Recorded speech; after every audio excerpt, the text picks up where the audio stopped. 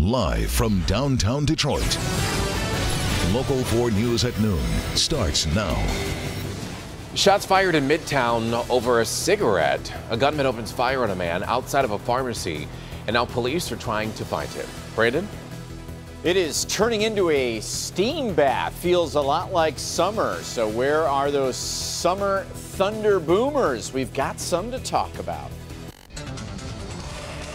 But first, we're following breaking news for you this afternoon involving the DPS bribery scandal. 2 people, including the so-called ringleader, are learning their fate right now. And this breaking news comes from federal court here in downtown Detroit, where the man behind a Detroit Public Schools kickback scandal has been sent to prison. Businessman Norman Shai had pleaded guilty to billing DPS for nearly $3 million in school supplies that were never delivered. Shai was sentenced to 5 years in prison.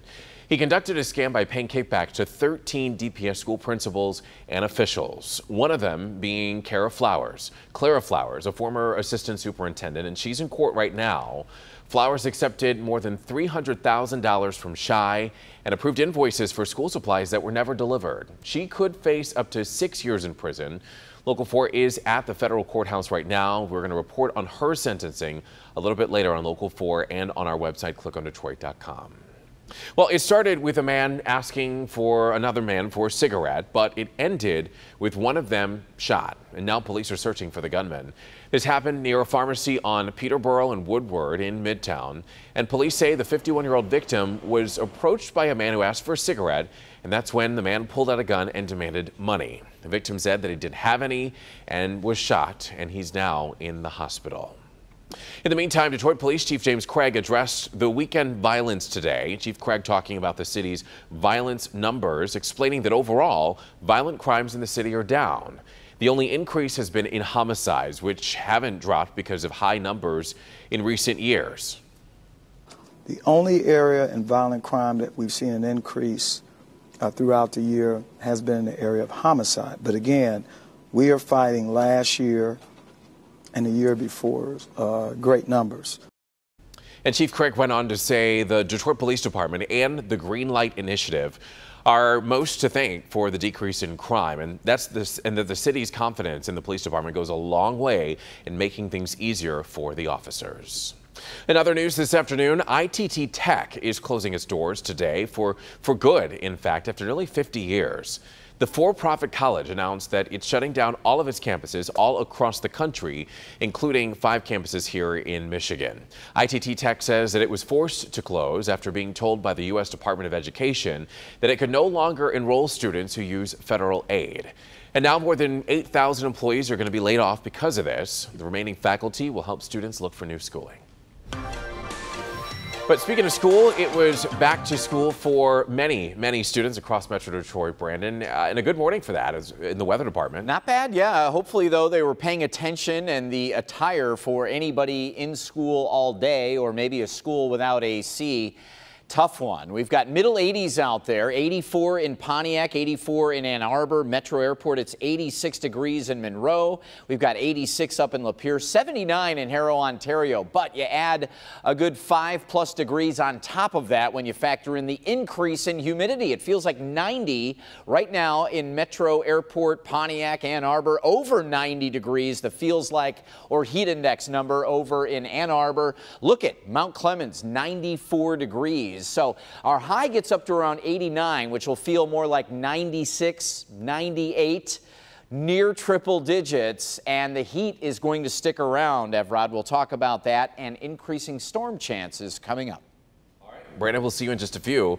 As we mentioned, it was a big day for schools all across Metro Detroit, with thousands of students heading back to class, including the new Detroit Public Schools Community District. And when school lets out for the day, we do expect to learn more about a new deal involving the district and the Detroit Federation of Teachers. Our Nick Monticelli is inside Pulaski Elementary and Middle School. That's on Detroit's east side with more. Nick?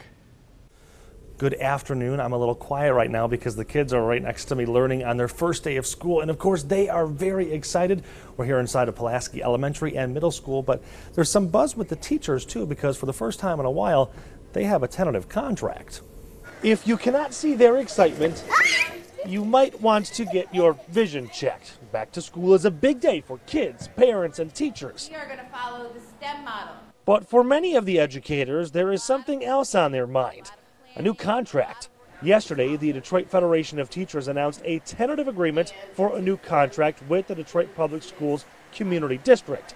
But first, it must be ratified by the members. I don't know until I see it. I'm trying to hold back until I see it. Rumors are abound of what is in there and what's not in there. I'm hoping that they recognize that those of us who have stayed for a reason, and they are willing to work with us. We have not heard any of the specifics, but longtime concerns have been things like low pay, poor benefits, large class sizes, and deteriorating buildings. Oh, wow, good morning. Alicia Merriweather is the interim superintendent for the new Detroit district. I hope as teachers hear the details that they feel that the district has heard the concerns and has done everything possible to respond to the concerns moving forward. In a statement, the interim president of the DFT said this agreement recognizes and values the voice and experience of Detroit's educators.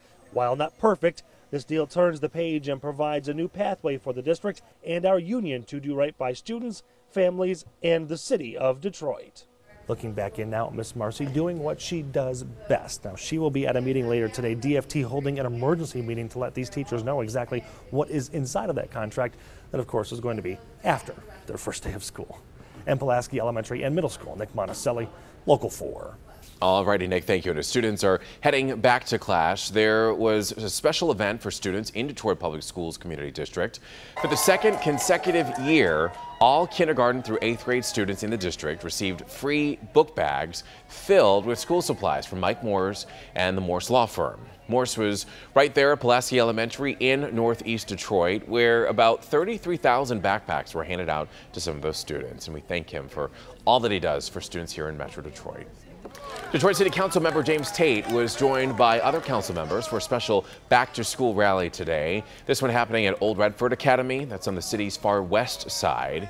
And this is the third annual rally held by the City Council Task Force on Black Male Engagement. The group works to positively change the narrative of black males through a wide range of programs. And as we are embracing this first week of school, we want to see some of your back-to-school photos. You can post them on the Local 4 Facebook page, and we're going to try and air some of them all week long on Local 4 News today from 4:30 to 7 a.m. All right, coming up here on Local 4 News at noon, a serious situation for a legendary funny man. We'll tell you who the big-name actor is that just checked into rehab. Plus, a mom dresses up like a man for her kid's school event. And we'll tell you why she's getting praise from all around the world for this unusual outfit. And this was no accident. Take a look at what happened here. We'll tell you why one group says they knocked over this iconic rock formation on purpose. That's coming up next. I know today's a big, exciting day. First day of classes, right? Not just for the little kids, for the big kids too. We're talking about colleges and universities. And here's something that needs to be on the lesson plan. Students learning how to deal with the rising cost of tuition, student debt, and what they will be saddled with when they leave these hollowed sidewalks. We're going to talk about it today at 4 on First at 4. Well, with Labor Day behind us now, that means the start of the stretch run of this year's presidential campaign. Both major candidates, Democrat Hillary Clinton and Republican Donald Trump, spent Labor Day in Ohio. And today the candidates are taking their campaigns to other states. Clinton is going to have a campaign rally in Tampa, in the battleground state of Florida. And Trump has two events planned, one this afternoon in Virginia Beach, Virginia, and an evening rally in Greenville, North Carolina. In the meantime, a new poll released this morning shows the gap is tightening some between the two candidates.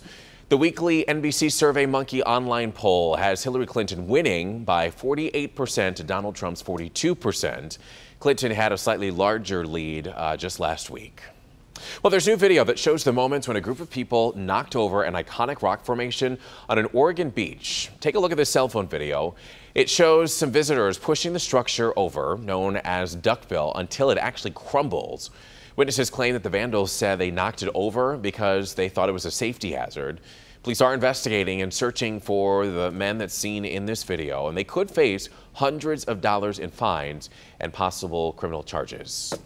Acting and comedian legend now has checked into rehab, back into rehab actually. We're talking about Chevy Chase. He's in a rehab center in Minnesota. That's according to his rep.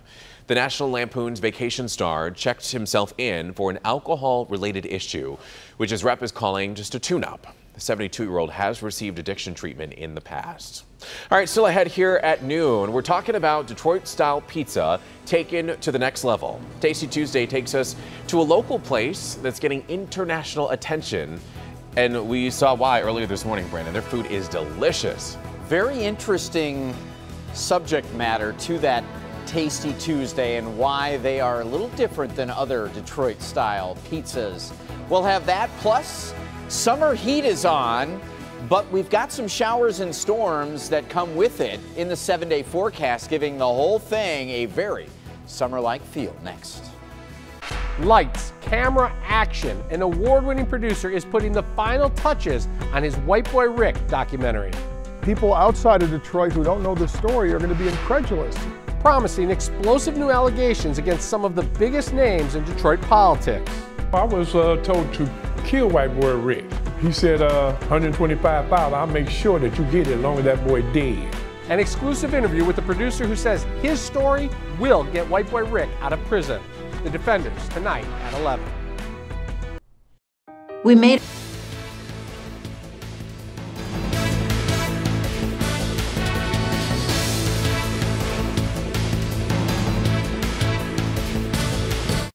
Bob. British Airways says that its check-in system is finally working again after a system failure caused some delays for its passengers all around the world. Video and photos from travelers in a number of U.S. airports show long lines that started last night at check-in sites. The airline has not yet identified the cause of the problem, but British Airlines does not have any flights out of Metro Airport. All right, well, we've got the bus stop forecast. We got the bus stop forecast earlier today. We're going to check in with Brandon for a look at this afternoon in just a minute as we talk about a tropical storm warning that's still in effect today as the northeast coast gets ready for the remnants of Hermine. The storm is weakening, though, as it brews hundreds of miles offshore. Forecasters still warning residents to be ready for strong winds, large waves, and coastal flooding before that storm finally dissipates. I am just glad that that's not here. Right. We're living pretty good. We will be getting some tropical moisture here by the weekend. Not from Hermine, but from Newton. What? Yeah, Newton. It's out over the Pacific, Baja California. Look at the Canadian bug there. This is our Windsor camera. Look like a bee, Canadian bee. 84 degrees. That's one part of the story. Well above average temperature already here at noon. Then you factor in that 70% humidity and it feels like 90 degrees. So our 89 later today will feel much warmer than that. A mix of sun and clouds, isolated shower chance probably after 4 or 5 p.m. I don't think many of us will see much of anything, but when we heat up, we get pretty unstable here. The humidity, the air is lifting fairly easily, and we will see more cloud development. Isolated shower chance. Overnight, a few drips possible between 3 and 5 or 6 in the morning. Shouldn't be a big player or impact. Down to only 73 degrees overnight. How about your 4-zone forecast? Let's start in the metro zone where we've got the heat index numbers that disappeared on me here, but we're going for about 97, 98 for a heat index number in Detroit, Dearborn, and Warren. Middle 90s at the very least in most locations. We've got 95 degree or warmer heat index number in our south zone. Our west zone includes Canton, Ann Arbor, Howell, all at about 93 to 96 degrees. And again, this is an important number because this is the impact it has on the body. Heat stress and stroke, things like that. We haven't had days like this in the last couple of weeks, so the body can quickly get fooled. Make sure you are drinking lots of water. If you're outside, make sure you're sweating out that water. Otherwise, that's a sign of some stress. Middle, maybe upper 90s in our north zone as far as your heat index number. We had some clouds blanketing over the area. You can see just a little wedge of this system way up to the north fed some clouds down our way. That was about it. Wider view shows this cold front coming out of Canada that goes down through Minnesota, Iowa, and with that, it'll sort of stream our way and increase storm chances tomorrow and on Thursday. And by Saturday, here's Newton right here, a Category 1 storm over Baja California. This moisture is going to flood the desert Southwest, parts of Texas, and again, by Saturday, we could get some heavy rain from that. Here's a look at the clouds and radar forecast, and at 6 o'clock we mentioned isolated shower chance, but as we get into tomorrow, we're going to fast forward all the way through into the afternoon, and here comes one wave. We'll get a second wave into the evening and early Thursday, and again, we are going to keep rain chances through your Thursday, with Friday hopefully drying out a little bit. Saturday, very iffy right now. We've got the softball tournament for our station team, and it could be a wet one. Fighting Peacocks. That's right. Time now for Tasty Tuesday. 20 years ago, a man on a mission bought out his boss, taking Detroit-style pizza, which is now one of my favorite types of pizza, to a whole new level. They do things quite differently here. He studied the science of making his specific pies, and it's only become award-winning, not only become award-winning, but also internationally known. Detroit-style pizza company is a decadent story, decades in the making, when delivery boy Sean Randazzo took a risk and bought out his employer. In 1997, we took over the place, and like I said, the first several years were a really hard lesson. Sean and his mom worked hard to create award-winning pizza, starting with the crust. It's really light and fluffy and crispy on the outside, and to achieve that, the water content of the recipe has to be super high. The family also worked on perfecting pizza Detroit style. It's all about the shape and the proper layering. The pans here are a half-century old, like the old auto industry parts pans. Their technique keeps these pies from getting too greasy. We use old school deck ovens, so we don't need to put a cup of oil in the pan to deep fry the crust. It's a natural crisp. And they do good with a pizza minus the meatza. Our margarita and the D, it's all veggie, and we sell a ton of those. True Detroit style is upside down. Crust on the bottom, cheese, toppings, and then the sauce on top. And these are deep dish corners worth fighting for. So the cheese is pushed all the way to the edge. It's caramelized, and that's some of the best part of the pizza. I mean, people fight over the corners. Detroit-style pizza company now in St. Clair Shores and Roseville promotes our city's style internationally. They teach startups in Korea, Brooklyn, Vegas, and beyond how to do it our way, the right way. We have a big vision for this style, and it's unfolding, so it's pretty exciting. Detroit-style pizza company has 2 locations, but the St. Clair Shores location is the one where you get your deal today. A large one-topping Detroit-style pizza for $9.99. It's a couple of bucks off. That location in Roseville is actually becoming more of their distribution center. They're starting to now service different bars and restaurants in the area with their pizza, and so that's where the Roseville store comes in.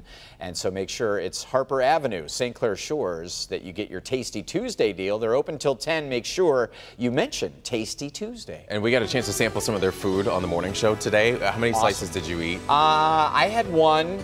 I saved one.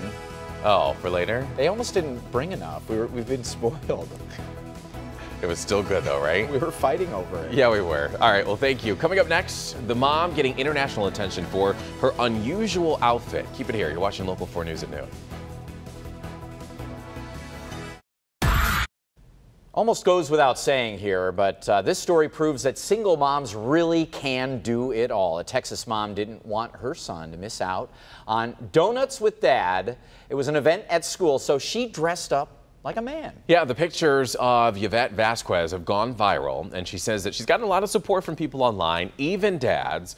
Now, her 2 younger sons want her to do the same thing when it's their turn for Donuts with Dad. So we don't know the situation. Of course, we support her for doing that. Good for her. Have a great day, everybody. We'll see you tomorrow.